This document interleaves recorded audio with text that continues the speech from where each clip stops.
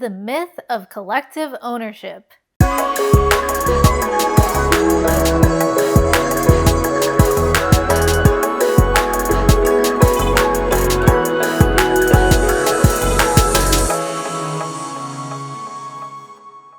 The idea of collective ownership is a common trope, especially when people use the word public to describe anything that relates to the state and democracy. Public roads, public parks, public schools, and so on. And many will also use collective ownership constructs when engaging in joint purchases, such as a married couple jointly owning a home or friends engaged in a boat share where they each contribute a portion of funds to purchase the boat and share ownership in it. But are these labels really accurate to empirical reality? And can libertarians really support this collective framework of ownership regardless of public or private status? To understand the issues, we first need to understand what ownership means in libertarian theory. To be an owner in libertarian property rights norms means that a person has the highest claim over a subject property. For example, if a person owns a laptop computer, they can use the laptop within the bounds of their own property, not use the laptop,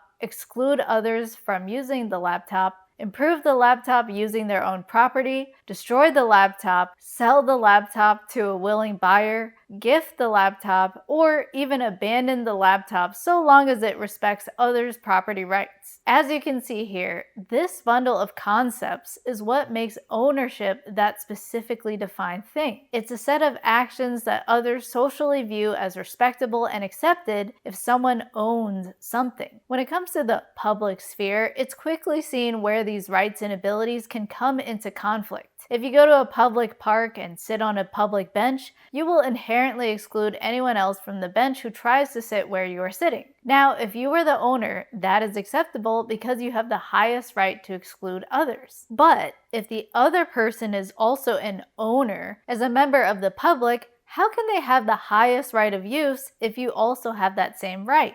It's clearly impossible. You cannot have two people be equal owners because each person's act of exclusion violates the other person's ownership ability for themselves to exclude. This creates a conflict over the scarce resource because two supposed owners cannot effectively meter their ownership rights over the public property item, which highlights an important fact. Publicly owned property is a farce. It's an oxymoron pairing of words like small crowd or crash landing or same difference. The idea of the public owning is a contradiction because the discrete members of the public cannot enact their wishes individually without coming into irreconcilable conflict.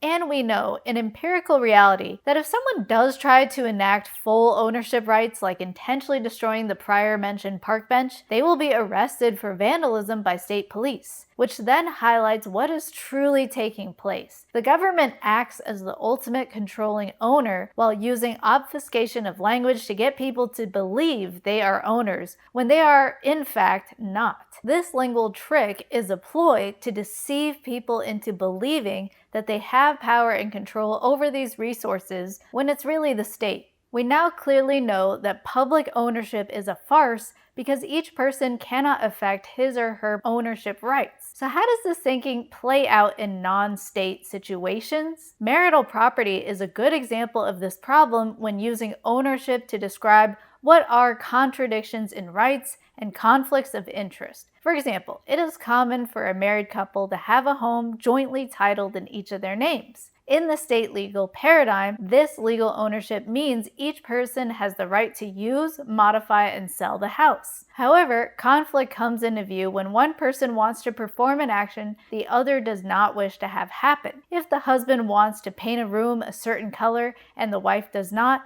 they cannot both have their wishes met at the same time as owners. The husband could start painting blue, and the wife could immediately start painting the room back to its original white. Neither has their property ownership desire respected because they both are in perfect competition of ownership rights. Normally, if a non-owner tried to paint a wall, for example, a complete stranger breaking in and spray painting, the homeowner would have the right to use force to stop and remove the stranger. If both husband and wife are owners, though, who is justified to use force to stop the other? The husband supposedly has the right to paint, but So does the wife. The husband cannot use force to stop his wife, and the wife cannot use force to stop her husband without denying each person's property right to paint. When a husband and wife disagree to the point of divorce, courts will engage in partition actions where the court forcibly sells property and splits the proceeds, depriving both the husband and the wife of their physically scarce resources, in this example, the house. As you can see, people can use language to describe actions, but language cannot overcome the empirical limitations of scarcity. Whether public or private, ownership must be unitary, that is, given to a sole person, to avoid this tragedy in ownership conflicts. Calling something public or jointly owned will not magically erase the ultimate conflict over scarce resources. Those who want to create arrangements for shared use or shared space can do so using alternative means through contracting or creating a fictitious entity like a corporate form with decision rights clearly laid out. In those cases, there will be a specific owner with ultimate decision mechanisms, either human or fictitious. And when someone owns something that is in a shared arrangement, their ownership will be over the corporate share itself, not the subject property. This not only helps to reduce conflict over scarce resources, but it helps people clearly understand who has the ultimate ownership rights and why, based on specific agreement. As for the tragedy of the public commons, this can only be undone through privatization. Until state-controlled assets are privatized, there will be never-ending conflict over how public property is used, with people battling each other through democracy and town hall meetings, using majoritarianism to force the use of spaces and buildings towards specific ends. If we want to reduce conflict and help restore ethical incentives, we must respect true ownership through discrete, specific, individual property rights for all. Special thank you to all my fiduciaries. The Investor's Warp Whistles by Sean Dempsey, available at www.warpwhistles.com. CJRoasting.com, Organic Fair Trade Coffee, Crawford K. McDonald of Taggart Atlantic Healthcare, and Beto Destrafa. Help me produce more quality content and receive special perks for your monthly support by joining my Patreon or Subscribestar membership pages. See you soon! Yes, freeze!